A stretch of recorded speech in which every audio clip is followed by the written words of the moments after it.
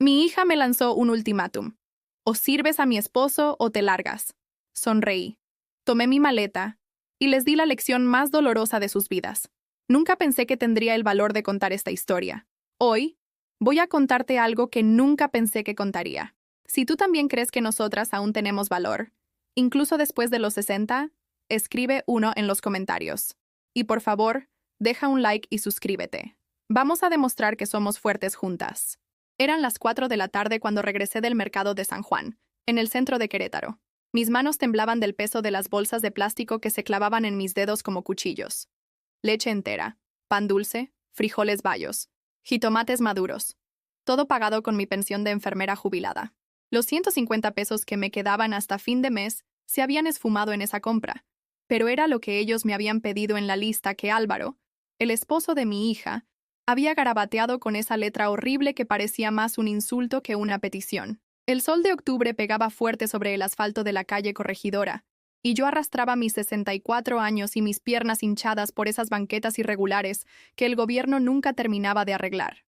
Mi vestido azul marino, el mismo que usaba para las ocasiones importantes porque era el único que aún me quedaba bien, se pegaba a mi espalda empapada de sudor. Los tenis blancos de enfermera, ya desgastados pero cómodos, hacían un ruido seco contra el pavimento con cada paso que me acercaba más a lo que yo todavía llamaba mi casa.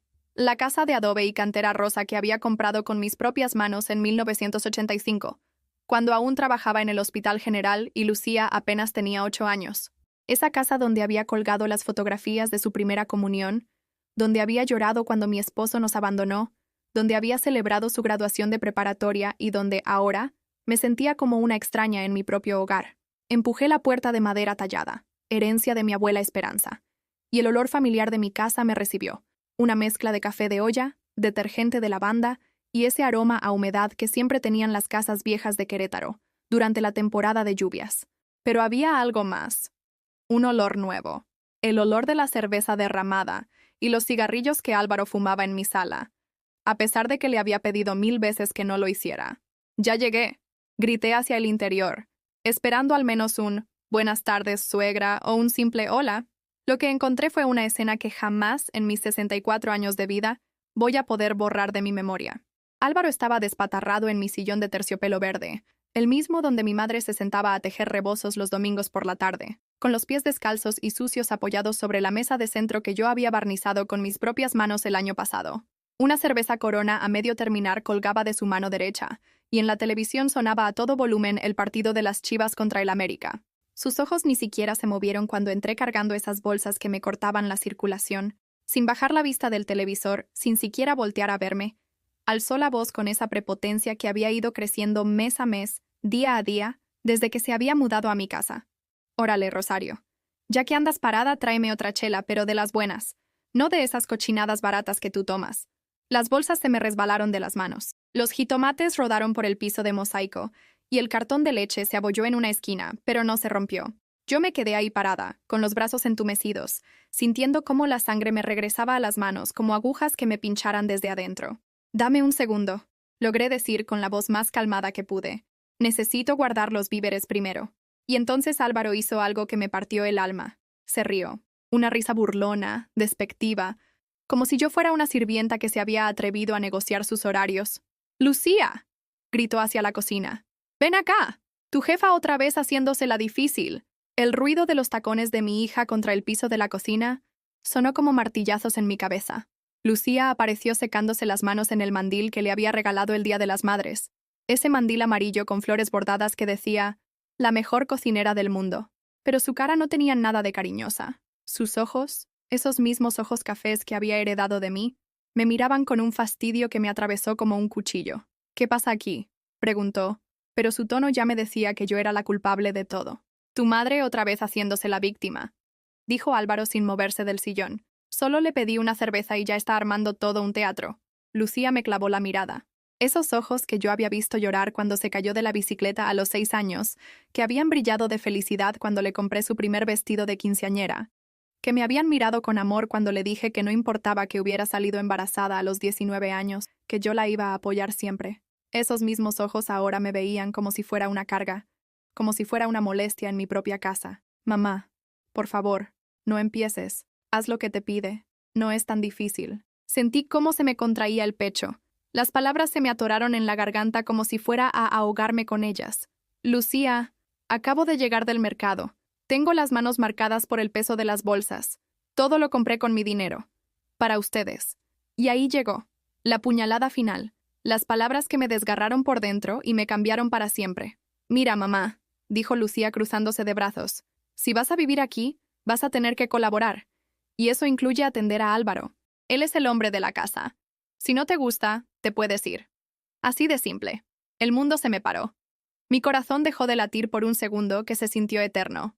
Atender a Álvaro. Si no te gusta, te puedes ir. En mi propia casa. La casa que yo pagué trabajando dobles turnos en el hospital.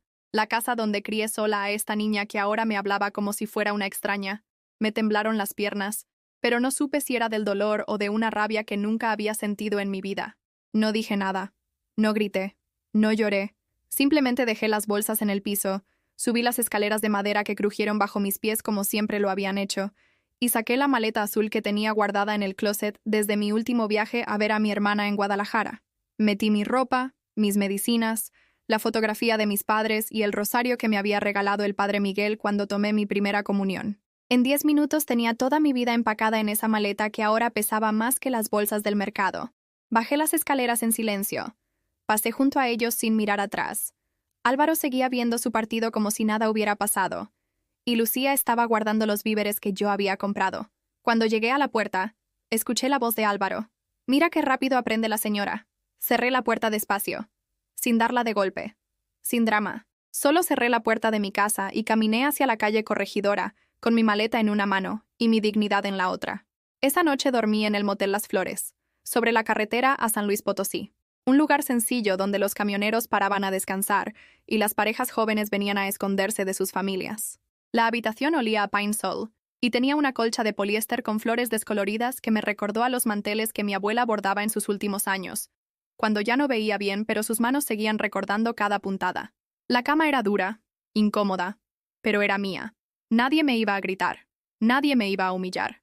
Por primera vez en 5 años, desde que Álvaro había llegado a mi casa como invitado temporal, después de perder su trabajo en la maquiladora, pude estirar las piernas sin preocuparme por despertar a alguien, sin calcular si tendría que levantarme a medianoche a prepararles algo de comer o a lavar los trastes que dejaban amontonados en mi fregadero. Me senté en la orilla de esa cama extraña y saqué mi cartera de piel café, esa que me había regalado Lucía cuando cumplí 60 años. «Para que guardes todo tu dinero, mami», me había dicho entonces, besándome la frente como cuando era niña. Ahora esa misma cartera se sentía liviana, casi vacía. Conté mis billetes.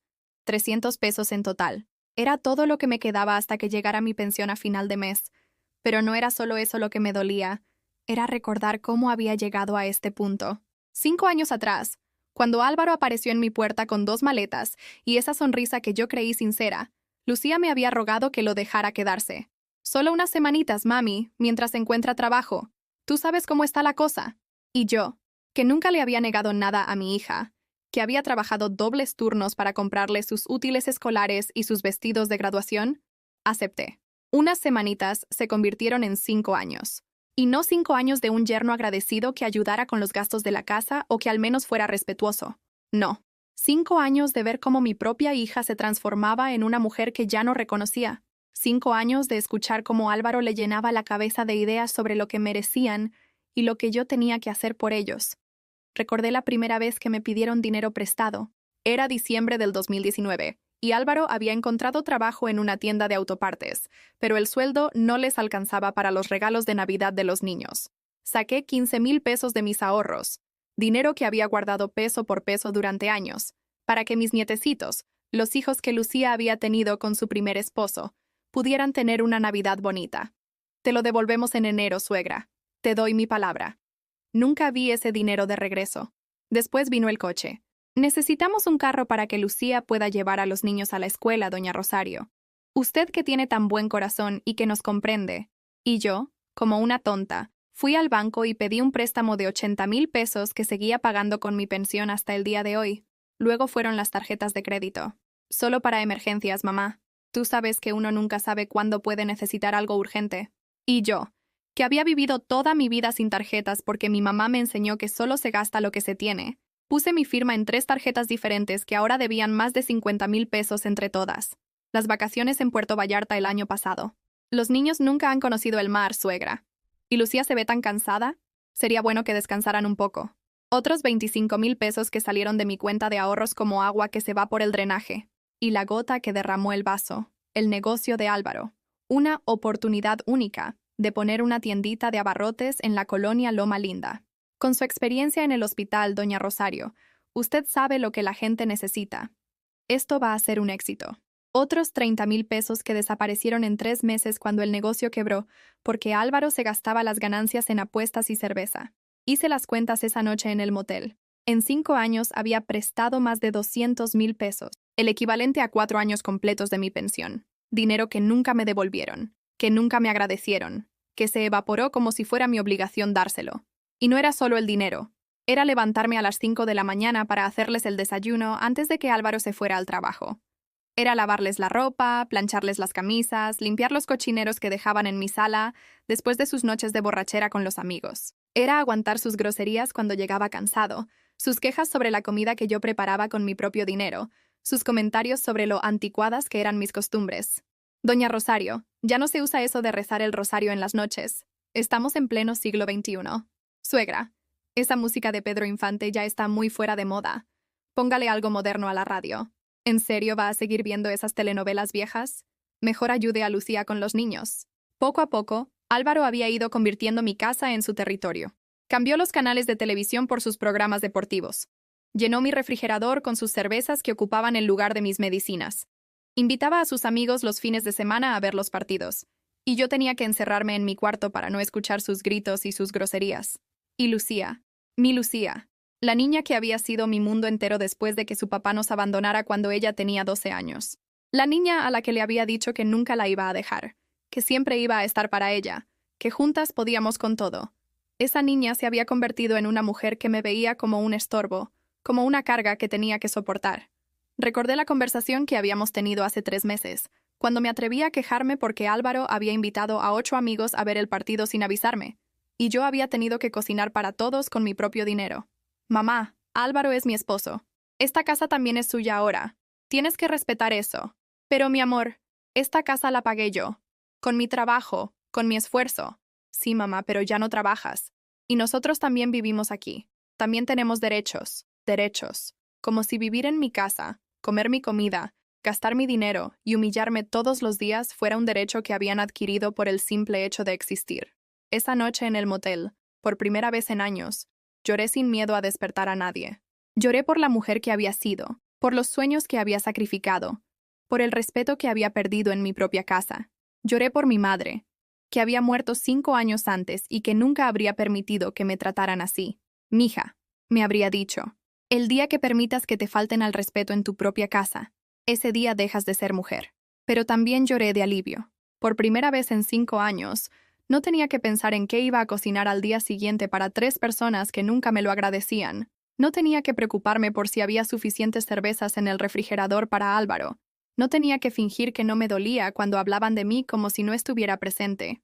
A las 2 de la madrugada, mi celular empezó a sonar. Primero una vez, luego 2. Al quinto timbrazo, contesté. Era Lucía.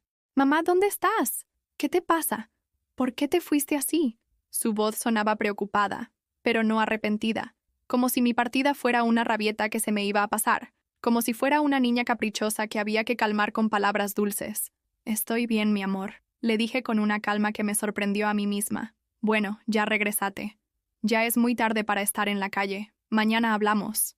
Y colgó, como si nada hubiera pasado, como si sus palabras no me hubieran roto el corazón, como si fuera normal pedirle a tu madre que atienda a tu marido o que se vaya de su propia casa.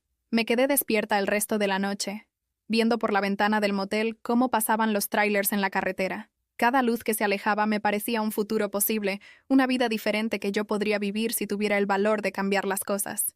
Por primera vez en 5 años, en esa cama incómoda de un motel de carretera, dormí sin que me doliera la espalda de tanto agacharme a recoger los trastes de otros, sin que me zumbaran los oídos por los gritos de la televisión, sin que me despertara el miedo de no haber hecho algo que esperaban de mí. Era un sueño extraño, pero era libre. Los siguientes 3 días fueron los más solitarios de mi vida, pero también los más reveladores.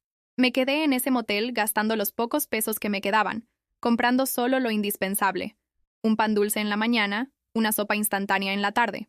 El dueño del motel, don Ramón, un señor mayor con bigote cano que me recordaba a mi papá, me dejaba usar la cocina pequeña que tenía atrás de la recepción. «No se preocupe, doña. Aquí nadie la va a molestar», me dijo el segundo día, cuando me vio sentada en la banqueta afuera de mi habitación, viendo pasar los carros en la carretera como si esperara que alguno me trajera respuestas. Mi teléfono no paraba de sonar.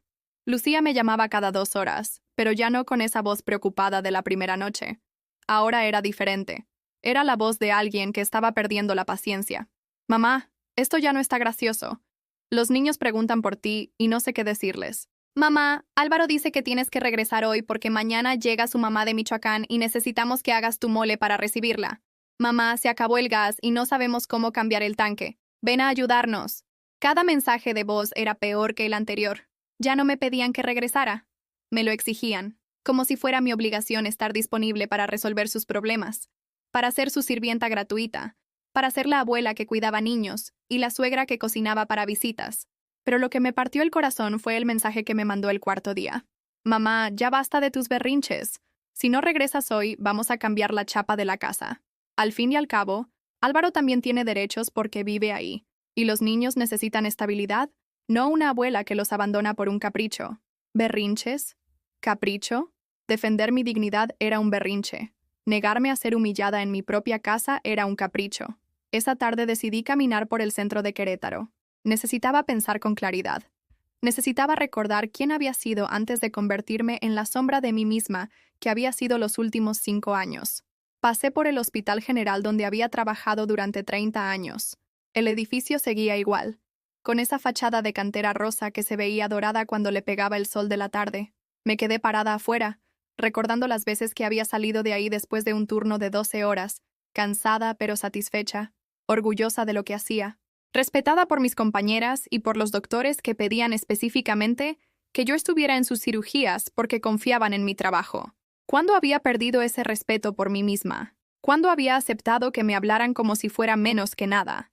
Caminé hasta la plaza de armas y me senté en una de esas bancas de hierro forjado que habían estado ahí desde que yo era niña. Veía pasar a las familias, mamás jóvenes paseando con sus hijos, parejas de novios tomándose fotos, señores mayores jugando dominó bajo la sombra de los árboles. Y ahí fue cuando vi a doña Carmen. Carmen Rodríguez había sido mi compañera de trabajo en el hospital durante 15 años. Nos habíamos jubilado casi al mismo tiempo, pero yo la había perdido de vista desde que Álvaro llegó a mi casa, y toda mi vida se había centrado en atender sus necesidades y las de Lucía. «Rosario, qué milagro verte por aquí», me gritó desde lejos, acercándose con esa sonrisa enorme que siempre la había caracterizado. Se veía radiante, llevaba un vestido floreado nuevo, el cabello bien peinado, y caminaba con una energía que yo envidiaba. «Carmen, ¿cómo estás? Te ves muy bien. Pues fíjate que muy contenta. Acabo de regresar de Guadalajara. Fui a visitar a mi hermana y nos fuimos a conocer Tlaquepaque. ¡Qué maravilla! Compré estas artesanías preciosas para mi casa». Me mostró una bolsa llena de platos de barro y figuritas coloridas. Me daba pena decirle que yo no había salido de Querétaro en 5 años, que todos mis ahorros se habían ido en los gastos de Álvaro y Lucía, que ya ni siquiera recordaba qué se sentía comprar algo bonito para mí misma. «¿Y tú qué tal, Rosario? ¿Cómo van las cosas con tu hija?» No supe qué responder. Carmen me conocía desde antes de que Lucía se casara. Desde cuando yo hablaba de mi hija con orgullo, cuando contaba que había terminado la preparatoria y que trabajaba en una oficina de gobierno. Pues, ahí vamos. Carmen me miró con esos ojos de enfermera que habían visto tantas cosas en el hospital, ojos que sabían cuándo alguien estaba mintiendo, cuando alguien estaba ocultando dolor. «Rosario, tú no te ves bien. Estás muy flaca y tienes unas ojeras terribles. ¿Qué te está pasando?» Y no sé por qué. Tal vez porque hacía tanto tiempo que alguien me preguntaba cómo estaba con verdadero interés. Tal vez porque ya no podía cargar sola con todo ese dolor. Pero ahí mismo, en esa banca de la plaza de armas, le conté todo. Le conté de los 5 años con Álvaro en mi casa, del dinero que nunca me devolvieron, de cómo me hablaban, de cómo me trataban, del ultimátum de Lucía, de los 3 días que llevaba viviendo en un motel, porque ya no tenía fuerzas para seguir siendo la sirvienta de mi propia familia. Carmen me escuchó sin interrumpir, asentía con la cabeza, y de vez en cuando hacía gestos de indignación que me confirmaban que yo no estaba loca, que lo que me había pasado sí era terrible, que mi dolor sí era válido. «Rosario, me dijo cuando terminé de contarle. ¿Tú te acuerdas de cómo eras en el hospital? ¿A qué te refieres? ¿Te acuerdas de que los doctores te respetaban? ¿De que las enfermeras nuevas venían a preguntarte cosas porque sabían que tú tenías experiencia? ¿Te acuerdas de cómo te paraba cuando algún familiar de un paciente se puso grosero contigo? ¿De cómo defendías a tus compañeras cuando las trataban mal? Sí me acordaba. Había sido una mujer fuerte, una mujer que no se dejaba, una mujer que se había levantado sola después de que mi esposo nos abandonara, que había sacado adelante a su hija, que se había comprado su casa con su propio esfuerzo. ¿Qué le pasó a esa mujer, Rosario? La pregunta me cayó como un balde de agua fría. ¿Qué le había pasado a esa mujer? No sé, Carmen. Creo que la fui perdiendo poquito a poquito, sin darme cuenta. Mira, yo también tengo hijos, y también tengo yernos, y también he prestado dinero que nunca me devolvieron. Pero ¿sabes qué es lo que aprendí después de tantos años? El amor no se demuestra aguantando maltratos. El amor se demuestra enseñando a respetar. Carmen sacó de su bolsa un papel doblado. Te voy a dar el teléfono de un abogado. Se llama licenciado Morales. Es honesto y no cobra caro. Ve a hablar con él. Esa casa es tuya, Rosario. Tú la pagaste, tú tienes las escrituras. Nadie te puede correr de tu propia casa. Pero Carmen, son mi hija y mi yerno.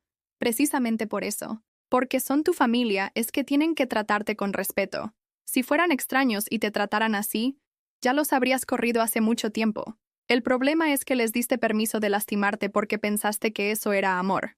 Esa noche, de regreso en el motel, me quedé viendo el papel con el teléfono del abogado. En mi celular tenía 14 llamadas perdidas de Lucía y 3 mensajes de voz que no quise escuchar. Por primera vez en 5 años, me miré en el espejo del baño del motel. Realmente me miré. Carmen tenía razón. Estaba flaca, ojorosa, encorvada. Me veía como una mujer derrotada. Me veía como una víctima. Pero en el fondo de esos ojos cansados todavía había algo. Una chispa pequeña, muy pequeña, de la mujer que había sido, de la enfermera que había salvado vidas, de la madre soltera que había sacado adelante a su hija, de la mujer que se había comprado su propia casa.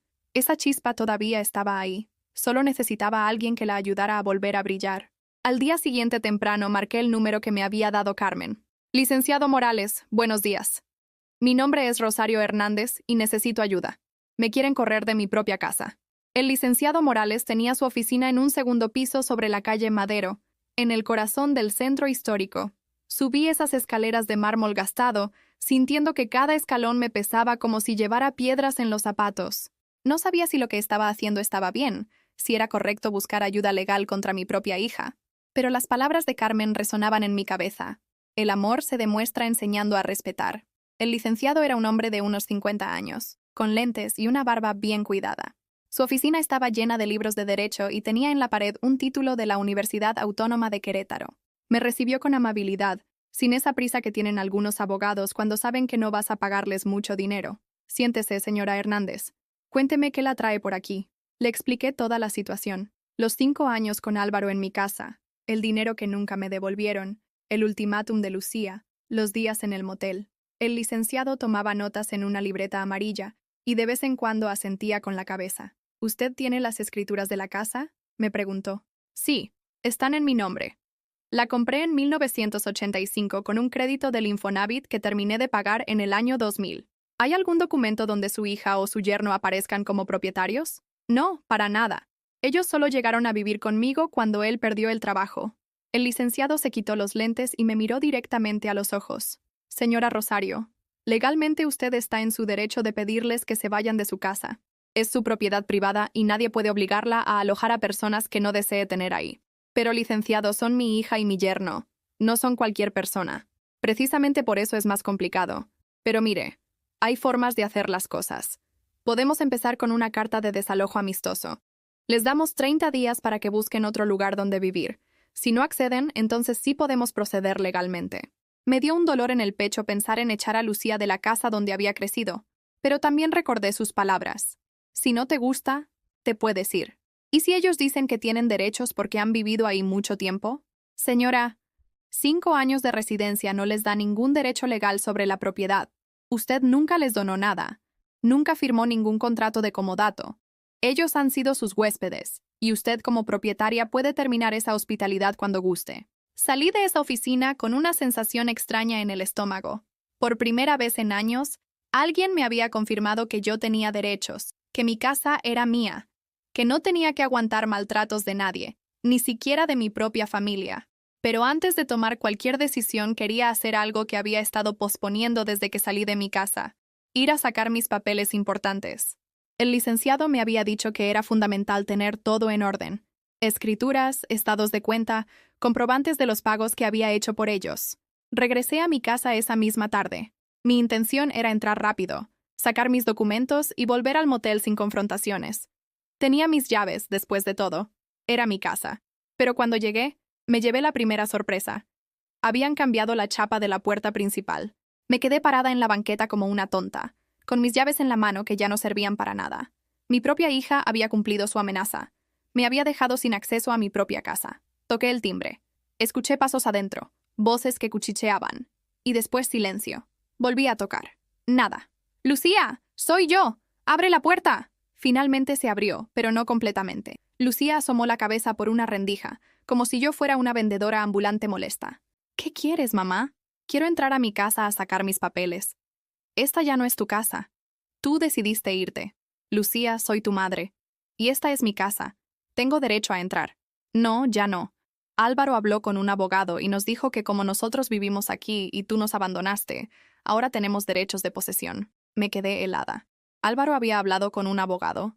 ¿Y le habían dicho que tenían derechos sobre mi casa? Eso es mentira, Lucía.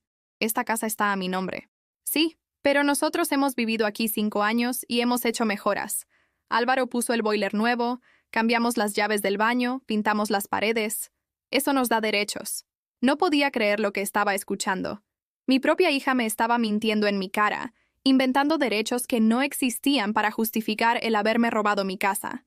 «Lucía, por favor, solo déjame sacar mis papeles, mis escrituras, mis documentos importantes». «No puedo. Álvaro no está, y él tiene las llaves del cuarto donde guardas esas cosas». «Es mi cuarto. Son mis papeles». «Mamá, no grites. Los vecinos nos van a escuchar». Ah, ahora le preocupaba lo que dijeran los vecinos. Cuando su marido me gritaba y me humillaba en mi propia sala, eso no le importaba. Pero que yo alzara la voz para defender mis derechos, eso sí era vergonzoso. En eso apareció Álvaro detrás de ella. Traía una sonrisa burlona que me dio ganas de abofetearlo. Mira quién regresó. La suegra fugitiva. «Álvaro, solo vine por mis documentos». «¿Cuáles documentos?». «Aquí no hay nada tuyo. Esta casa es nuestra ahora. Tú te fuiste y nos abandonaste. Eso se llama abandono de hogar». «Esto es mi casa. Yo la pagué». «Era tu casa. Pero ya no vives aquí. Nosotros sí. Y tenemos testigos de que tú te fuiste por tu propia voluntad». «Me fui porque me humillaron, porque me dijeron que o los atendía como sirvienta o me largara». «Nosotros nunca dijimos eso», intervino Lucía. «Tú te pusiste dramática porque te pedimos que colaboraras un poco en la casa». No podía creer lo que estaba escuchando. Estaban reescribiendo la historia, convirtiendo mi humillación en drama, convirtiendo su abuso en una petición razonable de colaboración. «Lucía, tú me dijiste textualmente que si no me gustaba atender a Álvaro, me podía ir». «Eso no es cierto, mamá. Tú estás inventando cosas». «Lo dijiste, enfrente de él, en mi propia cocina». Álvaro se rió. «Señora, usted está muy confundida. Nosotros solo le pedimos ayuda con las cosas de la casa. Usted se enojó y se fue dando portazos. Ahora quiere regresar como si nada hubiera pasado». Me di cuenta de que era inútil. Habían construido una versión de los hechos donde yo era la mala, la dramática, la que había abandonado el hogar, donde ellos eran las víctimas de una suegra y madre difícil. «Está bien», les dije tratando de mantener la calma. «No voy a discutir con ustedes. Solo quiero mis papeles». «No hay papeles tuyos aquí», dijo Álvaro. «Cuando te fuiste, te llevaste lo que era tuyo. Las escrituras de la casa están en el cajón de mi cómoda. Ustedes lo saben». «¿Qué escrituras?». «Aquí no hay ninguna escritura». El corazón se me paró. ¿Habían escondido mis escrituras? ¿O las habían destruido? «Álvaro, dame mis documentos o voy a tener que llamar a la policía». «Llámala. A ver qué te dicen cuando les expliques que abandonaste tu casa y ahora quieres regresar a molestar». Lucía cerró la puerta en mis narices. Me quedé parada en la banqueta de mi propia casa, temblando de rabia y de impotencia. No solo me habían corrido de mi hogar, sino que ahora me negaban el acceso a mis propios documentos. Era como si quisieran borrar cualquier evidencia de que esa casa había sido mía alguna vez. Los vecinos empezaron a asomarse por las ventanas. Doña Esperanza, que vivía al lado, salió a regar sus plantas, pero obviamente era para escuchar lo que pasaba. Doña Rosario, me dijo acercándose, ¿está todo bien? No, doña Esperanza, mi propia hija me cambió la chapa y no me deja entrar a mi casa. Ay, no puede ser. ¿Pero por qué? Porque su yerno quiere quedarse con mi casa. Doña Esperanza negó con la cabeza. Yo los he visto, doña Rosario. Ese muchacho trae carros diferentes todas las semanas. Ayer llegó en una camioneta nueva. Y su hija ha estado comprando muebles caros. Todo el barrio ha comentado de dónde sacan tanto dinero si él no trabaja. Esa información me cayó como un baldazo de agua fría. ¿Álvaro tenía carros nuevos? ¿Lucía compraba muebles caros? ¿Con qué dinero? Con el mío. Con los 200,000 pesos que les había prestado en 5 años. Con mi pensión que había estado pagando sus gastos mientras ellos gastaban en lujos. Esa noche, de regreso en el motel, llamé al licenciado Morales y le conté lo que había pasado. Señora Rosario, esto ya es más serio. Si ellos tienen sus escrituras y no se las quieren devolver, eso puede ser un delito. Mañana mismo vamos a presentar una denuncia. ¿Y si las destruyeron? No se preocupe. Las escrituras se pueden reponer en el registro público. Lo que no se puede reponer es el tiempo perdido. Mientras más esperemos, más difícil va a ser sacarlos de ahí. Esa noche no pude dormir. No era solo el coraje lo que me tenía despierta. Era la tristeza de darme cuenta de que mi propia hija, la niña que había sido mi mundo entero, me veía como un obstáculo para su felicidad, que estaba dispuesta a robarme, a mentirme, a humillarme, con tal de quedarse con lo que yo había construido con mi esfuerzo. Pero también había algo más. Por primera vez en 5 años, había algo que se parecía a la determinación creciendo dentro de mí. Si querían guerra, la iban a tener. Pero esta vez, yo tenía las armas para pelear. El lunes por la mañana acompañé al licenciado Morales al Ministerio Público.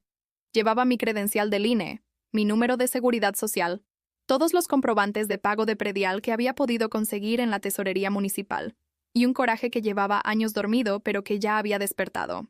La licenciada que nos atendió se llamaba Patricia Ramírez y tenía esa manera directa de hablar que tienen las mujeres que han visto de todo en su trabajo. Señora Hernández, lo que me está contando constituye varios delitos: despojo, retención ilegal de documentos, y posiblemente fraude si es cierto que usaron su dinero para comprar cosas a su nombre sin su consentimiento. Mientras dictaba mi declaración, por primera vez en meses sentí que alguien me creía, que lo que me había pasado sí era grave, sí era injusto, sí era punible por la ley. Vamos a girar una orden para que le permitan el acceso a su domicilio para recuperar sus pertenencias. Y si se niegan, entonces sí van a tener que explicarle al juez por qué no dejan entrar a la propietaria legal de una casa a sacar sus cosas. Salí de ahí sintiéndome diferente, como si hubiera recuperado algo que había perdido sin darme cuenta. Mi voz, mi derecho a defenderme, mi derecho a decir esto no está bien, y que alguien me hiciera caso. El martes en la tarde regresé a mi casa acompañada de 2 policías municipales y el licenciado Morales. Esta vez, cuando toqué el timbre, sí me abrieron, pero la cara de Álvaro ya no tenía esa sonrisa burlona de unos días antes. Se veía nervioso, sudoroso. «Buenas tardes», dijo uno de los policías. «Venimos a acompañar a la señora Hernández para que pueda ingresar a su domicilio y recuperar sus pertenencias.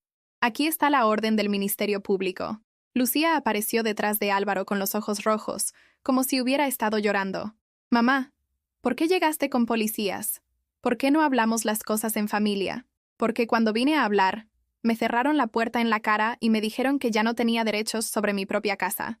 Entramos. Y lo que vi me quitó el aliento. Mi sala tenía muebles nuevos.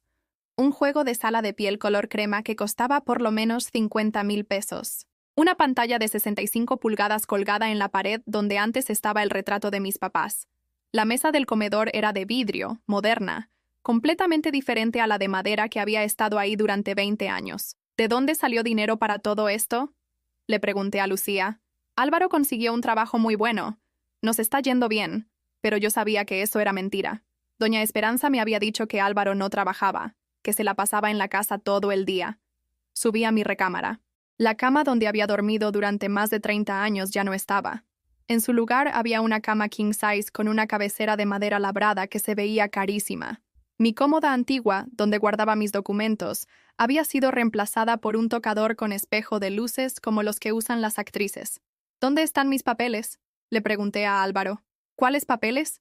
Las escrituras de esta casa, los estados de cuenta del banco, mi testamento, todo lo que estaba en el cajón de mi cómoda. Ah, eso. Lucía lo guardó en algún lado. ¿Verdad, amor? Lucía se tardó en responder. Sí, mamá. Están guardados. Después te los doy. No, los quiero ahora. El licenciado Morales se acercó. Señora, necesitamos esos documentos inmediatamente. Si no los producen ahorita, vamos a tener que pedir una orden de cateo. Lucía se puso pálida. Fue hacia el closet y sacó una caja de zapatos. Aquí están. Abrí la caja con manos temblorosas. Mis escrituras estaban ahí, pero también había otros papeles que no reconocí. Estados de cuenta de bancos que no eran míos. Recibos de compra de los muebles nuevos. Y algo que me heló la sangre. Una solicitud de crédito hipotecario a mi nombre, con una firma que no era mía. ¿Qué es esto? Le pregunté mostrándole el papel a Álvaro. No sé. Nunca había visto eso, pero el licenciado Morales lo revisó y su cara se puso seria. Señora Rosario, alguien intentó sacar un crédito hipotecario usando su casa como garantía. Mire, aquí está su firma, pero cualquier perito calígrafo puede demostrar que es falsa. Yo no firmé eso. Lo sabemos. Pero alguien sí lo hizo pretendiendo ser usted. Los policías se miraron entre ellos. Esto ya es falsificación de documentos, dijo el más alto. Van a tener que acompañarnos para aclarar esta situación. Álvaro se puso lívido. Licenciado, debe haber un malentendido. Yo trabajo en un banco, conozco estos trámites. Seguramente la señora firmó esto y no se acuerda. Señor, yo tengo más de 40 años trabajando en derecho civil. Sé reconocer una firma falsa cuando la veo. Lucía empezó a llorar. Mamá, no dejes que se lleven a Álvaro. Los niños lo necesitan. ¿Dónde están mis nietos? Pregunté de pronto. No había visto a los hijos de Lucía desde que había llegado. Están en casa de mi ex esposo. ¿Desde cuándo? Desde la semana pasada. O sea que toda esta escena de los niños te necesitan y los niños preguntan por ti había sido pura mentira. Los niños ni siquiera estaban viviendo ahí. Habían sido parte del chantaje emocional para obligarme a regresar. Mientras los policías le explicaban a Álvaro sus derechos, yo seguí revisando los papeles de la caja. Encontré algo más que me destrozó. Copias de los recibos de mi pensión de los últimos 6 meses. Álvaro había estado cobrando mi pensión sin mi autorización. ¿Cómo conseguiste acceso a mi pensión? Lucía me dio tu INE y fui al banco. Dije que estabas enferma y que yo tenía que cobrar por ti. ¿Y tú le diste mi credencial? Le pregunté a Lucía. Mi hija no podía ni mirarme a los ojos. Pensé que era solo por una vez, mamá. Cuando te fuiste y no teníamos dinero para la comida, ustedes han estado gastando mis muebles caros y carros nuevos y me dicen que no tenían dinero para comida. El licenciado Morales tomó fotos de todos los documentos con su celular. Señora Rosario, esto es muy grave. No solo intentaron hipotecar su casa fraudulentamente, sino que han estado robándole su pensión. En ese momento se me acabó la paciencia. Se me acabó la tristeza. Se me acabó el sentimiento de culpa por estar perjudicando a mi propia familia. Álvaro, le dije con una voz que no reconocí como mía. Tienes exactamente una semana para sacar todas tus cosas de mi casa. ¿Y Lucía? Tú también. ¿Mamá? ¿Me estás corriendo? Te estoy tratando exactamente como tú me trataste a mí. Si no te gusta, te puedes ir. ¿No era eso lo que me dijiste? Pero mamá, soy tu hija. Sí, eres mi hija. Y precisamente por eso duele más que hayas permitido que tu marido me robara, que falsificara mi firma, que cobrara mi pensión sin mi permiso. Álvaro intentó acercarse. Suegra, podemos arreglar esto. Le devolvemos todo el dinero. ¿Con qué dinero me vas a devolver algo? Si todo lo que tienes lo compraste con lo mío. Uno de los policías se acercó a mí. Señora, ¿quiere presentar cargos por los delitos que hemos documentado aquí? Miré a Lucía, mi niña, mi única hija, la persona por la que había sacrificado todo, incluyendo mi propia dignidad. Sí, dije sin dudar. Quiero presentar cargos. Lucía se tiró al piso llorando como cuando era chiquita y no le compraba algo que quería. Mamá, no puedes hacerme esto. Soy tu hija. Precisamente porque eres mi hija es que no voy a permitir que seas cómplice de un ladrón. Se llevaron a Álvaro esposado. Los vecinos salieron a ver, pero ya no me dio pena. Que vieran, que supieran que Rosario Hernández ya no se iba a dejar robar por nadie, ni siquiera por su propia familia. Esa noche dormí en mi propia cama por primera vez en una semana. Lucía se había ido a casa de una amiga, según me dijo entre lágrimas antes de irse. La casa se sentía diferente, vacía, pero mía.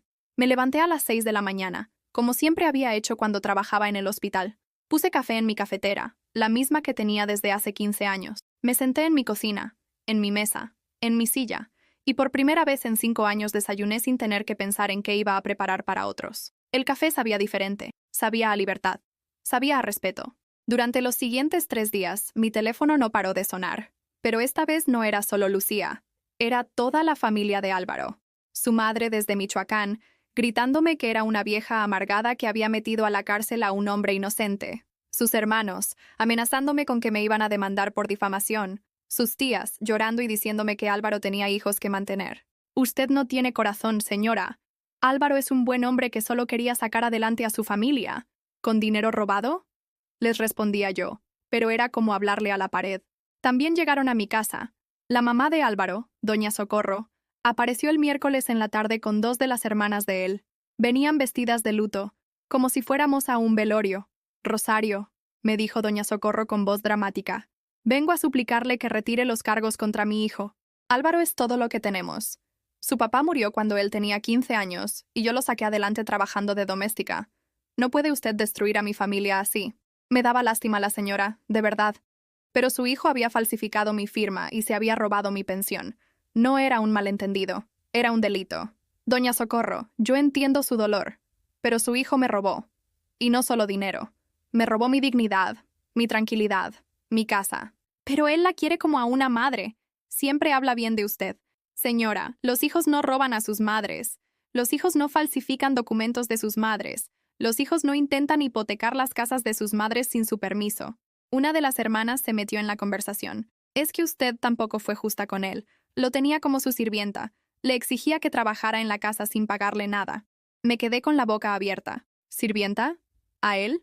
Señorita, su hermano vivió 5 años en mi casa sin pagar renta, sin pagar servicios, sin comprar comida. Yo trabajé dobles turnos en el hospital para mantenerlo a él y a mi hija. Sí, pero él también trabajaba en la casa. ¿Cuál trabajo? ¿Ver televisión todo el día? ¿Tomar cerveza? ¿Gritarme cuando no le servía rápido? Doña Socorro empezó a llorar. Rosario, por favor. Álvaro ya aprendió la lección. Retire los cargos y él le va a devolver todo el dinero. ¿Con qué dinero? Si todo lo que tiene lo compró con el mío. Vamos a vender las cosas, los muebles, el carro. Perfecto. Que los venda y que me devuelva mis 200,000 pesos. Pero los cargos no los retiro, porque lo que él hizo se llama fraude. Y el fraude es un delito que se paga con cárcel. Se fueron llorando y gritándome que era una mujer sin corazón. Pero la visita que más me dolió fue la de mis propios nietos. El jueves en la mañana llegaron Pablo y Sofía, los hijos de Lucía con su primer esposo. Pablo tenía 14 años y Sofía 12. Los había criado prácticamente yo mientras Lucía trabajaba, y siempre habíamos tenido una relación muy bonita. Llegaron solos, en camión. Se veían nerviosos, incómodos. Abuela, me dijo Pablo, venimos a pedirte que no mandes a la cárcel a Álvaro. ¿Quién los mandó a hablar conmigo? Nadie, abuela. Venimos porque queremos que nuestra mamá regrese a la casa. Desde que tú y ella se pelearon, todo está muy feo. Pablo, mi amor, yo no me peleé con su mamá. Su mamá me corrió de mi propia casa porque no quise ser la sirvienta de Álvaro. Pero abuela, nuestra mamá dice que tú te enojaste porque te pidieron que ayudaras con las cosas de la casa. Era increíble. Lucía les había mentido también a sus propios hijos. Les había contado una versión completamente falsa de lo que había pasado. Sofía, mi niña, ven acá. La senté junto a mí en el sillón. ¿Tú te acuerdas de cómo los trataba yo cuando vivían aquí? Sí, abuela. Muy bien. Nos hacías de comer, nos ayudabas con la tarea, nos comprabas cosas para la escuela. ¿Y se acuerdan de cómo me trataba Álvaro? Los niños se miraron entre ellos. A veces no era muy nice, admitió Pablo. ¿Cómo no muy nice? Te gritaba. Y te pedía cosas como si fueras la muchacha. ¿Y su mamá qué hacía cuando él me gritaba? Nada. O te decía que no te enojaras. ¿Y eso les parecía bien? Sofía empezó a llorar. No, abuela. A nosotros no nos gustaba. Pero pensábamos que los adultos siempre se portaban así. No, mi amor. Los adultos que se respetan y se quieren no se gritan, no se humillan, no se roban. Les expliqué lo que había pasado, pero en palabras que pudieran entender. Que Álvaro había falsificado mi firma para tratar de quitarme mi casa. Que se había robado mi pensión. Que había gastado en lujos el dinero que yo había ahorrado durante años. ¿En serio hizo eso? Preguntó Pablo. Sí, mi amor. Por eso está en la cárcel. No porque yo sea mala o vengativa, sino porque robó. ¿Y nuestra mamá sabía? Esa era la pregunta que más me dolía responder. Su mamá sabía algunas cosas, y las que no sabía, las debería haber investigado cuando vio que de repente tenían dinero para comprar muebles caros y carros nuevos. Pablo se quedó callado un rato largo. Abuela, nosotros no queremos que nuestra mamá esté triste, pero tampoco queremos que a ti te traten mal. Yo tampoco quiero que su mamá esté triste, mi amor. Pero a veces las personas tienen que sufrir las consecuencias de sus decisiones. Los niños se fueron esa tarde con una promesa mía, que sin importar lo que pasara entre su mamá y yo, ellos siempre iban a ser bienvenidos en mi casa, que yo los iba a seguir queriendo igual, y que si alguna vez me necesitaban, yo iba a estar ahí para ellos. El viernes llegó el momento que más había estado temiendo y esperando a la vez. Lucía vino sola. Entró a la casa como si fuera territorio enemigo, viendo todo con desconfianza, como si yo hubiera cambiado las cosas para lastimarla. ¿Ya estás contenta? Fue lo primero que me dijo. Ya tienes tu casa de regreso. Lucía, siempre fue mi casa. Sí, tu casa donde nosotros no éramos bienvenidos. ¿No eran bienvenidos? Vivieron aquí 5 años sin pagar renta. Pagamos de otras formas. ¿Cuáles formas? Cuidando la casa, manteniéndola limpia. Lucía, yo era la que limpiaba. Yo era la que cocinaba. Yo era la que pagaba los servicios. Se sentó en el sillón donde antes se sentaba Álvaro a ver televisión y me miró con una frialdad que nunca le había visto. Bueno, pues ya conseguiste lo que querías. Álvaro está en la cárcel y yo me quedé sin esposo. Tú te casaste con un ladrón, Lucía. Eso no es culpa mía. Álvaro no es un ladrón. Solo se confundió con los papeles. ¿Se confundió? ¿Falsificar mi firma es una confusión? Él pensó que tú habías firmado. Le dijeron en el banco que necesitaba tu firma y él pensó que ya la tenía. Lucía, por favor, ya no me digas mentiras. Encontraron los documentos en tu closet. Álvaro sabía perfectamente lo que estaba haciendo. Se quedó callada un rato largo. Después empezó a llorar. Pero no era un llanto de arrepentimiento. Era un llanto de rabia. ¿Sabes qué? Tienes razón. Álvaro falsificó tu firma. Y yo lo sabía. ¿Sabes por qué? Porque estábamos desesperados. Porque vivir contigo era insoportable. ¿Insoportable? Sí, mamá. Insoportable. Siempre con tus quejas. Siempre haciéndote la víctima. Siempre recordándonos que era tu casa. Que era tu dinero. Que era tu comida. Porque sí era mi casa, mi dinero y mi comida. Exacto. Siempre era tuyo. Nunca nuestro. Nunca una familia. Solo tú siendo la dueña de todo y nosotros siendo tus inquilinos de caridad. Me quedé helada. ¿Esa era la forma como había visto nuestra convivencia? ¿Como caridad? Lucía, yo nunca los traté como inquilinos de caridad. ¿No? Entonces, ¿por qué siempre nos recordabas cuánto gastas en nosotros? ¿Por qué siempre nos decías que sin ti no podríamos vivir? Traté de recordar. ¿Había hecho eso? Tal vez sí. Tal vez cuando me molestaba que no me agradecieran nada, cuando veía que gastaban mi dinero sin cuidado, tal vez sí les había recordado que yo era la que pagaba todo. Si alguna vez les dije eso, fue porque me dolía que no valoraran mi esfuerzo. ¿Tu esfuerzo? ¿Y el nuestro qué? ¿Cuál esfuerzo, Lucía? El esfuerzo de aguantarte, mamá, de sonreírte cuando llegas de mal humor, de escucharte quejarte de todo, de vivir con alguien que siempre está recordándote que te debe favores. Sus palabras me dolieron más que todo lo que me había dicho Álvaro en 5 años, porque venían de mi hija, de la persona que yo más amaba en el mundo. Lucía, yo solo quería que fueran felices. No, mamá. Tú querías que fuéramos agradecidos, que viviéramos diciéndote gracias todos los días por dejarnos existir en tu mundo. Eso no es cierto, ¿no? Entonces dime, mamá, ¿cuándo fue la última vez que me preguntaste cómo estaba? ¿Qué me preocupaba? ¿Qué necesitaba? ¿Cuándo me preguntaste por mis sentimientos y no por mis gastos? No supe qué responder, porque tenía razón. En algún momento, mi relación con Lucía se había vuelto solo sobre dinero, solo sobre responsabilidades, solo sobre sacrificios que yo hacía y agradecimientos que yo esperaba. Tal vez tengas razón en algunas cosas, le dije. Tal vez yo también me equivoqué, pero eso no justifica que me robaran. Tienes razón, no lo justifica, pero explica por qué pasó. Se levantó para irse. Lucía, espera. Se volteó. ¿Qué quieres que pase ahora? Le pregunté. ¿Cómo arreglamos esto? No sé si se puede arreglar, mamá. Creo que los dos hicimos mucho daño. Pero eres mi hija. Sí, y tú eres mi mamá. Pero tal vez necesitamos tiempo para recordar lo que eso significa. Se fue y me dejó sola con una verdad muy dolorosa. Tal vez yo no había sido la madre perfecta que creía ser. Tal vez en mi deseo de proveer y proteger, había olvidado amar sin condiciones. Pero también había aprendido algo más. El amor sin respeto no es amor, es dependencia. Y eso tampoco era sano para ninguna de las dos. Los primeros días después de la conversación con Lucía fueron extraños. La casa se sentía demasiado grande, demasiado silenciosa. Me despertaba a las 5 de la mañana por costumbre, pero ya no tenía que correr a preparar desayuno para nadie más que para mí. Me sentaba en mi cocina con una taza de café de olla y por primera vez en años podía escuchar mis propios pensamientos. ¿Quién era yo sin ser la mamá sufrida? ¿Sin ser la que sacrificaba todo por su familia? ¿Sin ser la que pagaba las cuentas de otros? Una mañana, mientras organizaba el closet que antes compartía con todos los zapatos y ropa de Álvaro, encontré algo que me hizo llorar. Mi uniforme de enfermera. El último que había usado antes de jubilarme, lavado y planchado, colgado en la parte de atrás donde no lo veía nunca. Me lo puse. Me quedaba un poco suelto porque había bajado de peso con todo el estrés de los últimos meses, pero todavía me quedaba bien. Me miré en el espejo y por primera vez en mucho tiempo vi a Rosario Hernández, la enfermera.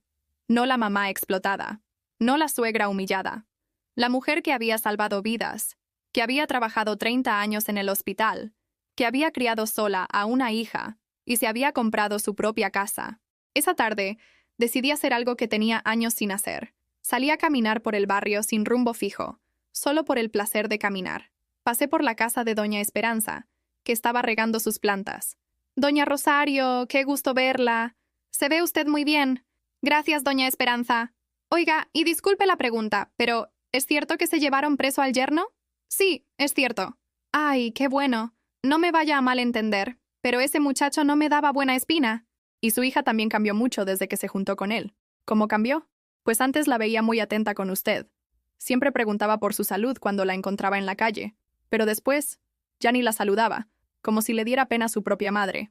Seguí caminando y me di cuenta de que varios vecinos me saludaban con más cariño de lo normal, como si me hubieran estado extrañando y apenas ahora se dieran cuenta. Llegué hasta el Parque Alameda, donde había llevado a Lucía a jugar cuando era niña. Me senté en una banca bajo un árbol de jacaranda que estaba lleno de flores moradas. El aire olía a primavera, y por primera vez en meses no tenía prisa de regresar a casa para hacer algo para alguien más. Una señora mayor se sentó en la banca de al lado. Llevaba un libro y una botella de agua. «Qué bonito día, ¿verdad?», me dijo sonriendo. «Sí, muy bonito. Yo vengo aquí todas las tardes a leer un rato. Es mi momento de paz». «¿Y qué lee?», me enseñó el libro. «Mujeres que corren con los lobos». «Es sobre mujeres que recuperan su fuerza interior», me explicó. «Está muy bueno. Habla de cómo a veces nos olvidan quiénes somos por tratar de hacer felices a otros». Me llamó la atención eso. Le pregunté si me podía recomendar dónde comprarlo. «Hay una librería muy bonita en la calle Corregidora. Se llama El Péndulo. Tienen muchos libros de autoayuda y crecimiento personal». Al día siguiente fui a esa librería. Era pequeña pero acogedora, con sillones donde la gente se sentaba a hojear libros y una cafetera que llenaba el lugar con un aroma delicioso. Compré Mujeres que corren con los lobos, y también otro que me llamó la atención, El arte de no amargarse la vida. La muchacha que me atendió era muy amable. «¿Es usted nueva por aquí? No la había visto antes». «No, vivo cerca. Pero tenía mucho tiempo sin comprar libros para mí». «Ah, qué bonito que se esté consintiendo. Estos libros están muy buenos. Muchas señoras me dicen que les cambiaron la perspectiva». Regresé a casa cargando mis libros como si fuera un tesoro. Hacía años que no compraba algo solo porque me gustaba, sin pensar en si podía pagarlo o si era dinero que necesitaba para otras cosas. Esa noche, en lugar de ver telenovelas, me puse a leer. El primer capítulo del libro hablaba sobre la mujer salvaje, esa parte de nosotras que sabe defenderse, que no acepta maltratos, que vive por sus propios términos. Lloré leyendo porque me di cuenta de que había enterrado a mi mujer salvaje hacía mucho tiempo, tratando de ser la madre perfecta, la suegra complaciente, la que nunca decía que no. A la semana siguiente, decidí hacer algo que llevaba años postergando. Me apunté a un curso de computación para adultos mayores en el Centro Cultural. Siempre había querido aprender a usar bien la computadora, pero nunca había tenido tiempo o dinero para cursos porque todo se iba en los gastos de Álvaro y Lucía. El primer día llegué nerviosa. Éramos como 15 personas, todos mayores de 50 años, todos con la misma cara de susto ante las computadoras. La maestra, una chica muy paciente de unos 30 años, nos tranquilizó. «No se preocupen, todos empezamos desde cero. Lo importante es tener ganas de aprender». Conocí a otras señoras en el curso. Estaba doña María, que había enviudado hacía 2 años, y estaba aprendiendo computación para poder platicar con sus nietos por videollamada. Doña Carmen, que había dejado de trabajar para cuidar a su mamá enferma, y ahora quería estudiar algo para ella. Doña Rosa, que después de 40 años de matrimonio, se había divorciado y estaba reinventándose, a los 58 años. Todas teníamos historias parecidas. Todas habíamos llegado a un punto donde nos dimos cuenta de que habíamos vivido para otros y ya era hora de vivir para nosotras. Lo más difícil, me dijo doña Rosa mientras practicábamos mandar emails, es quitarte la culpa. Toda la vida nos enseñaron que ser buenas madres significa sacrificarnos por completo. Pero nadie nos dijo que también tenemos derecho a ser felices. Una tarde, después del curso, doña María me invitó a tomar café. ¿Sabe qué, doña Rosario? Tengo ganas de hacer algo loco. ¿Cómo qué? Quiero irme de viaje sola. Nunca en mi vida he viajado sola. Siempre fue con mi esposo, con mis hijos, con la familia. Pero quiero conocer el mar. ¿Usted ha ido al mar? Hace muchos años. Cuando Lucía era chiquita, la llevé a Veracruz. Vámonos juntas. Podemos ir a Puerto Vallarta. Yo invito los pasajes. Usted pone los hoteles. Me emocioné tanto con la idea que esa misma tarde saqué mi libreta de ahorros. Desde que Álvaro había salido de la casa y ya no tenía que mantener a 2 personas más, mi pensión me estaba alcanzando para todo, y hasta me sobraba un poco cada mes. Por primera vez en años, iba a gastar dinero en algo que me diera placer a mí, no en medicinas para otros, no en comida para otros, no en ropa para otros, en un viaje para mí. Esa noche llamé a la agencia de viajes y reservé un paquete de 4 días y 3 noches en Puerto Vallarta. Habitación con vista al mar, desayunos incluidos, tours opcionales. Cuando me dijeron el precio, no me dolió pagarlo. Era mi dinero, ganado con mi trabajo, y me lo merecía. Mientras empacaba mi maleta, me di cuenta de algo. Hacía meses que no sabía nada de Lucía. No me había llamado. No había venido a la casa. Era como si después de nuestra última conversación hubiera decidido que era mejor mantenernos alejadas. Me dolía, pero también entendía que tal vez era necesario. Tal vez las dos necesitábamos tiempo para sanar, para entender quiénes éramos sin estar peleando por poder o pidiendo disculpas por existir. El día antes de irme a Puerto Vallarta, Pablo, mi nieto mayor, vino a visitarme. Abuela, mi mamá dice que te vas de viaje. Sí, mi amor, ¿te parece mal? No, me parece padre. Es que nunca te había visto hacer algo así. Yo tampoco me había visto hacer algo así. ¿Y estás contenta? Muy contenta. Se quedó callado un rato. Abuela, ¿tú crees que algún día mi mamá y tú se vayan a reconciliar? No lo sé, Pablo. Espero que sí. Pero tal vez no de la manera que era antes. ¿Cómo entonces? De una manera más sana, donde las dos nos respetemos y nos queramos, pero sin lastimarnos. Y mientras tanto, ¿qué pasa conmigo y con Sofía? Ustedes siempre van a ser mis nietos. Pase lo que pase entre su mamá y yo, ustedes siempre van a tener lugar en mi vida y en mi casa. Aunque nuestra mamá no quiera. Pablo, tu mamá los ama y quiere que ustedes sean felices. Tal vez ahorita está confundida y dolida, pero no es una mala persona. Cuando esté lista, va a entender que ustedes me necesitan y yo los necesito a ustedes. Se fue más tranquilo, y yo me fui a dormir sintiéndome completa por primera vez en mucho tiempo.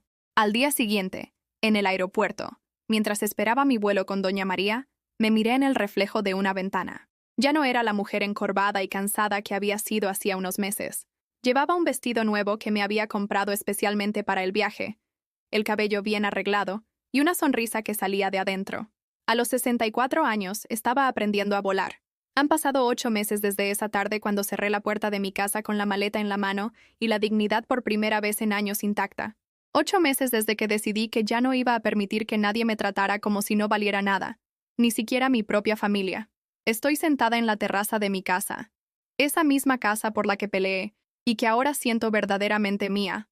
No porque esté mi nombre en las escrituras, sino porque por fin la habito con libertad.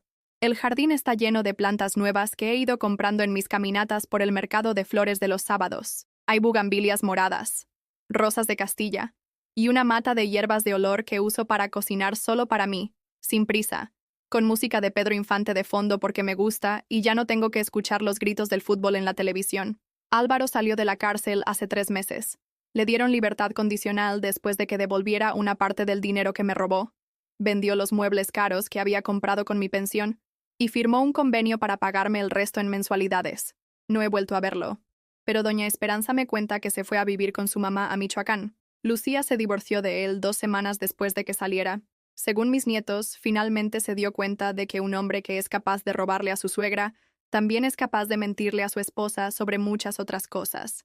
Lucía y yo hemos hablado 3 veces en estos meses. Conversaciones cortas, educadas, como 2 personas que se están conociendo otra vez. La última vez vino a la casa a pedirme perdón. No el tipo de perdón dramático lleno de lágrimas que esperaba antes, sino un perdón maduro, reflexivo. Mamá, me dijo sentada en esta misma terraza.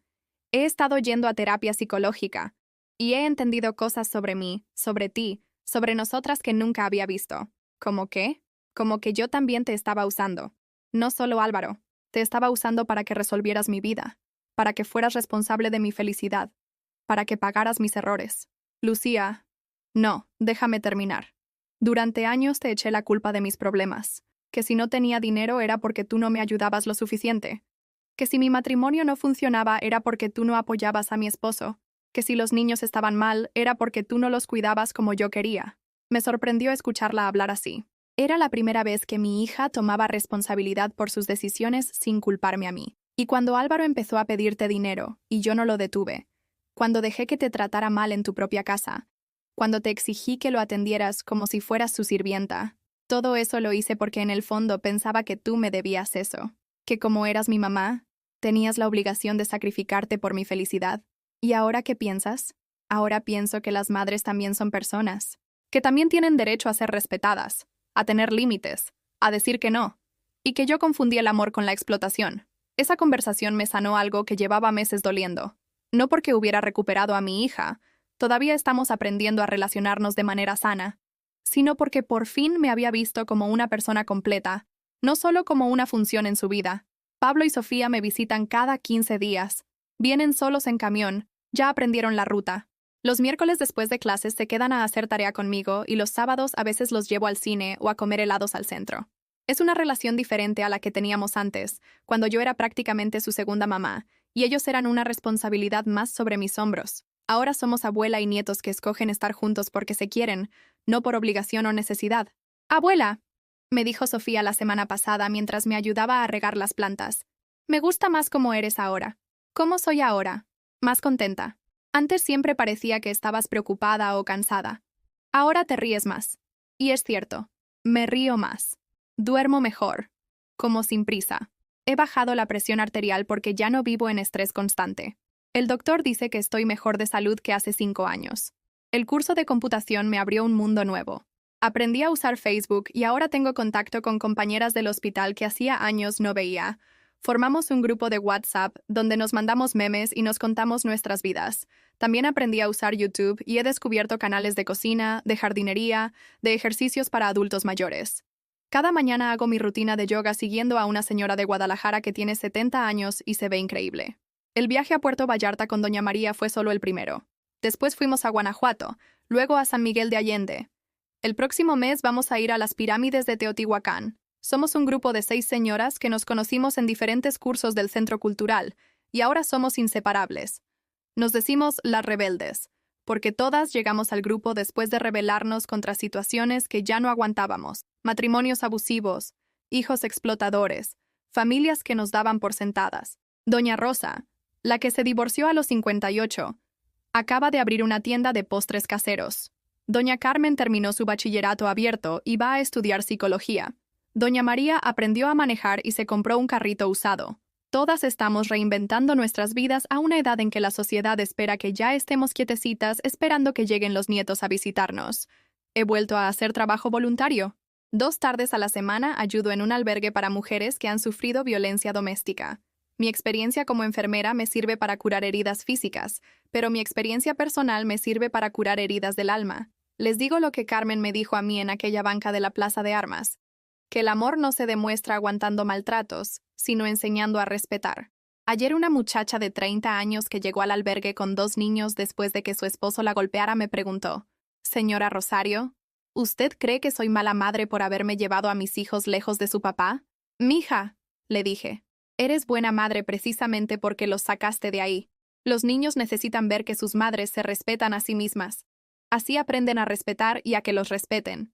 A veces veo mujeres de mi edad que siguen viviendo las mismas situaciones que yo viví, y me da tristeza. Mujeres que creen que aguantar humillaciones es amor, que piensan que los hijos tienen derecho a explotarlas porque para eso somos madres, que se sienten culpables de poner límites porque confunden la bondad con la sumisión. Pero también veo mujeres que se están despertando, como me desperté yo, mujeres que están diciendo ya basta, y están construyendo vidas nuevas sobre los escombros de relaciones tóxicas. Esta mañana, mientras tomaba mi café en la terraza y veía crecer mis plantas, pensé en algo que leí en uno de mis libros. No es egoísmo cuidarte a ti misma. Es responsabilidad. Durante años pensé que ser buena madre significaba desaparecer como persona, que mi valor estaba en cuánto podía dar, cuánto podía soportar, cuánto podía sacrificar. Pero aprendí que una madre que no se respeta a sí misma no puede enseñar respeto. Una madre que no se ama no puede enseñar amor sano. Una madre que no tiene límites cría hijos que no respetan límites. No estoy enojada con Lucía. Ni siquiera estoy enojada con Álvaro. Entiendo que las personas toman de lo que uno está dispuesto a dar. Y yo estaba dispuesta a dar hasta quedarme vacía porque pensaba que eso era virtud. Ahora sé que era enfermedad emocional disfrazada de amor. El sol se está ocultando detrás de los cerros de Querétaro, y el cielo se ve de ese color naranja que me recuerda por qué vale la pena estar viva. En un rato voy a preparar una cena sencilla para mí sola. Voy a leer un capítulo de mi libro nuevo. Y me voy a dormir en mi cama sin preocuparme por nadie más que por mí. Y por primera vez en décadas, eso no me da culpa. Me da paz. Si tú también has vivido algo parecido, si también has confundido el amor con la explotación, si también has permitido que te traten mal pensando que eso te hace mejor persona, quiero que sepas que no es demasiado tarde para cambiar tu historia. ¿Has sentido alguna vez que das todo y no recibes respeto a cambio? Cuéntame tu experiencia en los comentarios. Si esta historia te llegó al corazón, dale like y suscríbete al canal para que este mensaje llegue a alguien más que necesita escucharlo. Porque todas merecemos ser amadas con respeto, y eso empieza por respetarnos nosotras mismas.